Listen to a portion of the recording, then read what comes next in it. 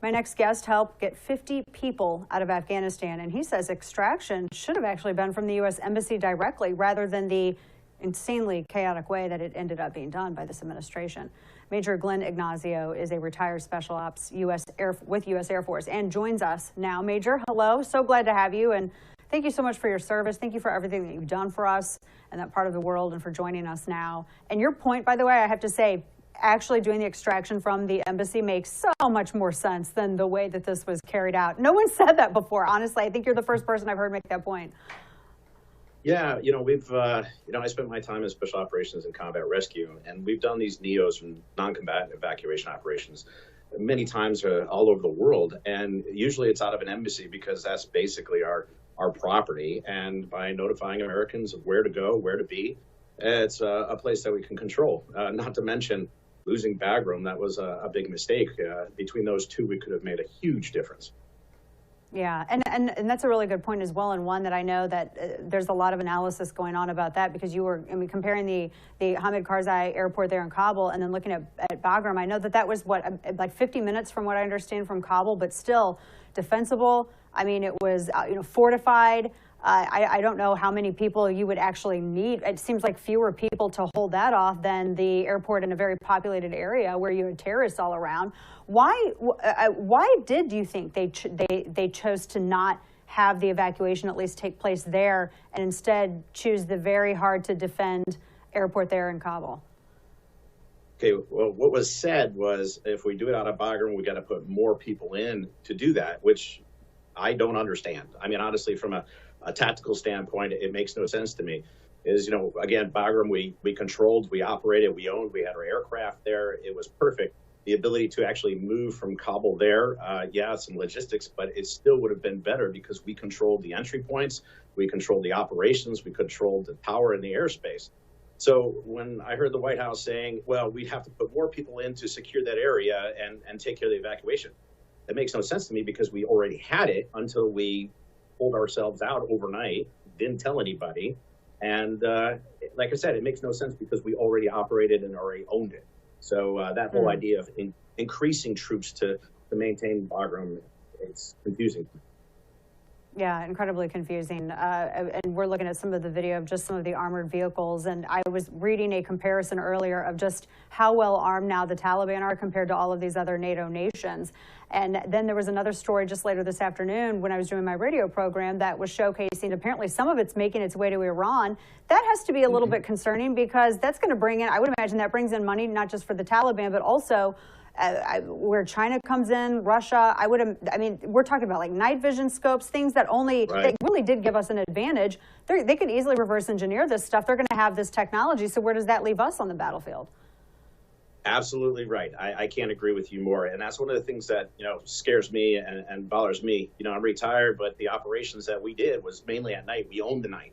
And so the things that really bother me, technology. So, you're talking about Boeing Scan Eagles that were left behind. Those are drones that could be used for a variety of different things. The night vision technology is huge. Those things are export controlled. We're not able to export them into different areas. And it was supposed to be the Afghan military to use them. I mean, you can see our operations, the ways that we do it, our tactics, techniques, and procedures of night operations. That scares me, and the biometric information. All that database and all the stuff that is now known of who we've interviewed or who's actually worked for us. And that's the scary part. And that's a really good point as well, because I was reading your involvement in extricating 50 people out of Afghanistan. We kept hearing from, I think it was John Kirby and Jake Sullivan and even Jen Psaki that, well, we don't know exactly the number of Americans who are left behind. We don't know exactly the number of assets, informants or interpreters, but the Taliban does? I mean, they know because they're going door to door, apparently. How is that possible? Right, exactly.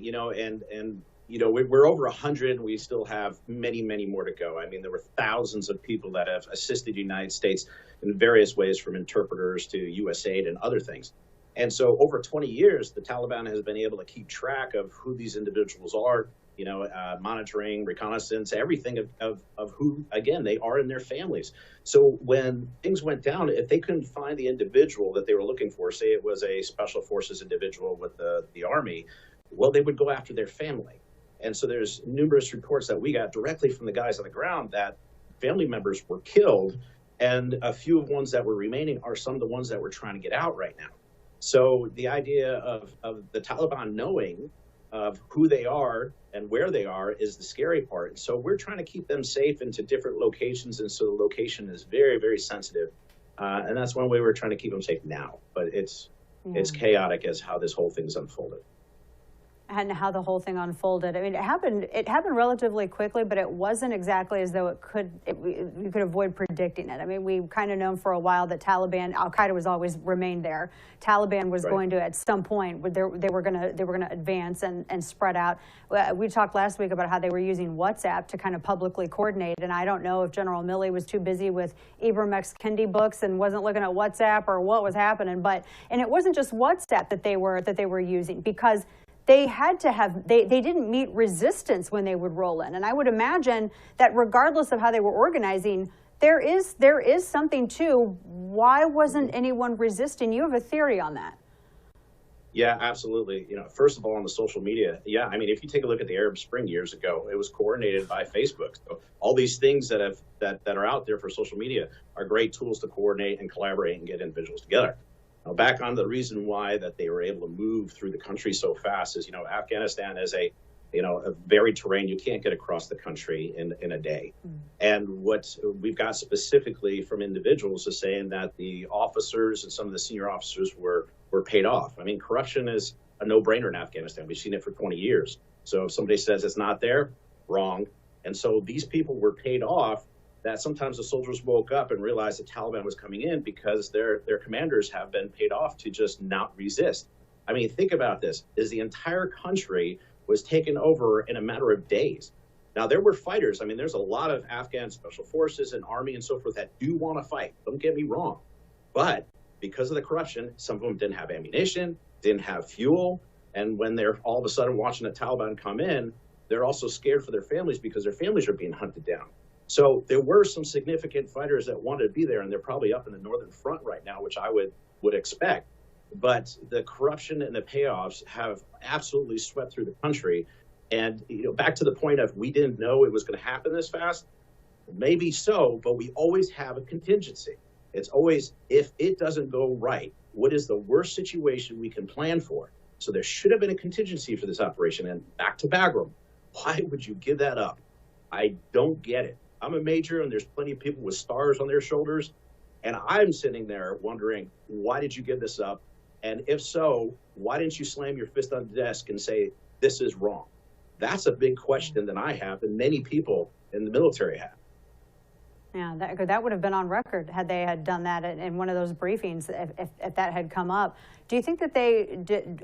There's a lot of discussion, and I've been hearing from veterans all around the country. They think that everybody, military leadership, just all across the board, everybody needs to resign for this. Your thoughts? Yeah, definitely people that are responsible in that chain of command. I mean, we have a thing called unlawful order. If there's an unlawful order, you don't have to follow it, and you would protest it. When you're talking about these things at that level from the Secretary of Defense down, I understand the politics, and they would be fired probably on the spot. But doing the right thing and protecting your people is important. And the other thing is, how does this actually unfold for your future? I mean, standing up and saying what I do wrong is one of the 101 things of leadership that we're taught in the military, being that vulnerable and accepting your errors. Okay, we have never heard that at all, even of all these mistakes that have been posted and actually proven, that nobody has stepped up for the mistakes that have been made, including the Americans left behind. We never leave anybody behind. We have over 200. Nuts. Absolutely negligent, actually. Yeah, with no way of getting anyone out. One of the last articles that I was reading, actually, before we sat down to speak, was apparently one last plane that had been on the runway for like 36 hours there at the airport, and the State Department never cleared them to actually take off.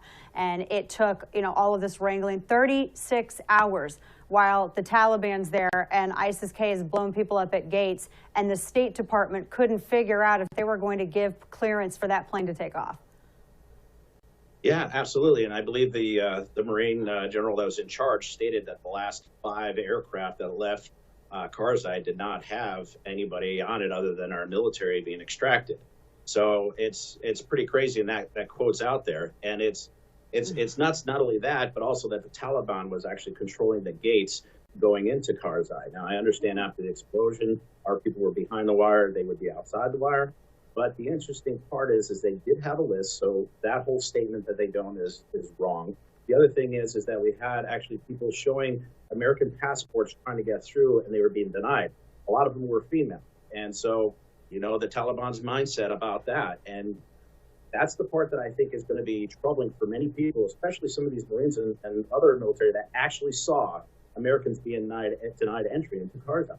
So I'm really concerned about the mental health as well to many veterans and people that were there. I am too. And on that note, last question for you, Major. What this does to military recruitment, I don't know, and not just for boots on the ground, but I keep thinking, well, what about those who work in the tech sector, the tech aspect of military? Those who work in cyber terrorism, or there's like so many other. Usually, people just think boots on the ground, or people flying the planes or on the ships, but there's obviously a lot there. I think we're crippling ourselves as a result of this. What are your thoughts, and do you think that could ever be turned around? Maybe not by this administration, but what do you come on that?